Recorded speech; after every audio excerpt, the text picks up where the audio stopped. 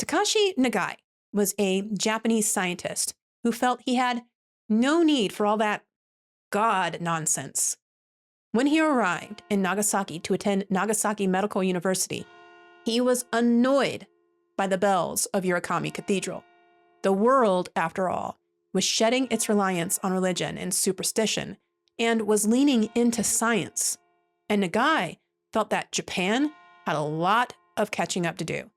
It was bad enough that so many people held on to the beliefs of Shinto and Buddhism, but this Christianity, that was foreign, and that angered him. Those bells. Little did Takashi know that the Lord had great plans for him. It would start with the death of his mother. On her passing, Nagai became convinced that his mother wasn't really gone. He became intrigued by the writings of Pascal, someone he found well-educated, scientific, poetic, and, to Nagai's confusion and chagrin, Catholic.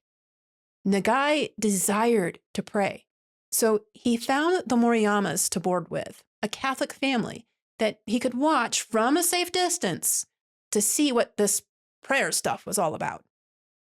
Everything was going well for Nagai, and he credited, well, himself for all of his success.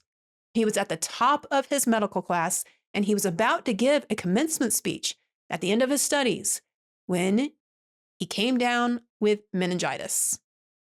He became deaf in one ear, wasn't able to use a stethoscope anymore, which was the essential tool for diagnosis at the time, and therefore was forced to take work in the radiology department, where a new device called an X-ray machine was the laughingstock of the university and notoriously dangerous for those who worked around it due to its radiation. It's in this time period that Nagai would save Midori, the daughter of the Moriyamas, when she came down with appendicitis. Nagai would then be shipped off to war with a promise from Midori that she would pray for his return.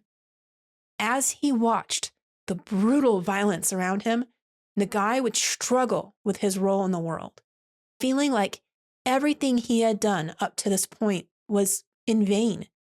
He began to understand that he needed to invite God into his life, and he recognized the comfort he took in knowing that back in Nagasaki, Midori prayed for him.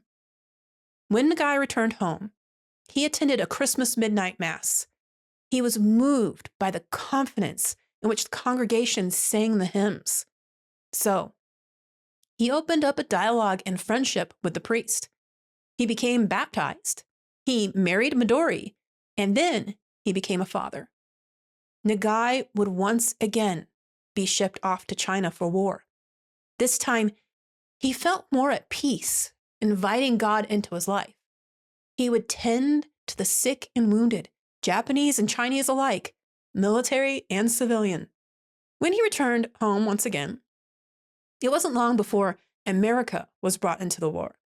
Things became dire for Japan. Injuries from the air raids and the spread of tuberculosis had the radiology department, a department that was now being taken much more seriously, very busy. X-ray after X-ray, Dr. Takashi Nagai put aside the fact that he knew it was dangerous to his health, spending several hours a day running a machine that kicked out dangerous levels of radiation. On August 9th, 1945, Nagai was dying of leukemia.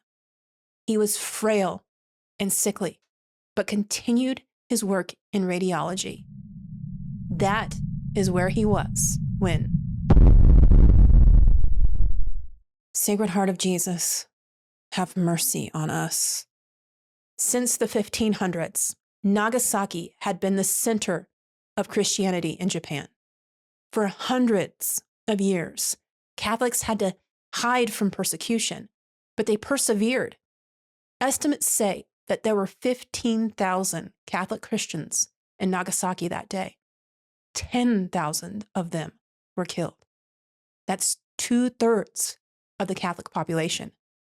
The bomb went off near the cathedral, vaporizing the homes, schools, and people in an instant, and leaving the surrounding area and people, well, I won't go into the details. Nagai survived, but barely. Bleeding from an artery in his temple, he wrapped up the wound and went back to helping others. Once the immediate needs were met, he rushed down to his home to find it flattened. Of Midori, he only found her skull and some bone fragments. Thankfully, his children were out of the city and safe. Nagai would continue to help until he collapsed. His blood loss and leukemia had taken its toll. He was slipping in and out of a coma. He was on the brink of death, and his doctor friends had proclaimed there was nothing they could do for him. But God was not done with Dr. Takashi Nagai. On the side of the mountain, there is a shrine. And if you watched the last video on St. Maximilian Kolbe, you might remember that I mentioned him going to Nagasaki in 1930, where he had a shrine built to Our Lady of Lourdes. And if you have watched my video on St. Bernadette, you'll know that the original shrine in Lourdes, France, is known to have powers of healing. Takashi Nagai was brought water from the still standing shrine in Nagasaki. In Nagai's words, I heard, how I don't know, but I alone heard it and heard it clearly, a voice telling me to ask Father Maximilian Kolbe to pray for me. I did as I was told, begging Father Kolbe's prayers. Then I turned to Christ and said, Lord, I leave myself in your divine hands. He then heard the nurse that was caring for his wound cry out, the bleeding has stopped. Nagai credited Kolbe with his healing. At the time, he did not know that Kolbe had died. The survivors who could picked themselves up and started to rebuild. Those in the Urakami neighborhood prioritized rebuilding a church. Nagai and some friends searched for the bells of the cathedral in the rubble. And on December 25th, right at midnight, one of those bells would ring out. That bell, once creating emotions of anger in Nagai, now brought him hope. Nagai would give a speech during a memorial mass for those who had died in the bombing. He knew the message would upset many, but he prayed deeply on it and felt it was necessary to say. In this speech, he said, God's providence chose Urakami and carried the bomb right above our homes. Is there not a profound relationship between the annihilation of Nagasaki and the end of the war? Was not Nagasaki the chosen victim, the lamb without blemish, slain as a whole burnt offering on the altar of sacrifice, atoning for the sins of all the nations during World War II? As controversial as it was this very outlook on the bombings that had people noticing a difference even decades later of the people of Nagasaki versus the people of Hiroshima. The difference is known in Japan as shouting Hiroshima, praying Nagasaki.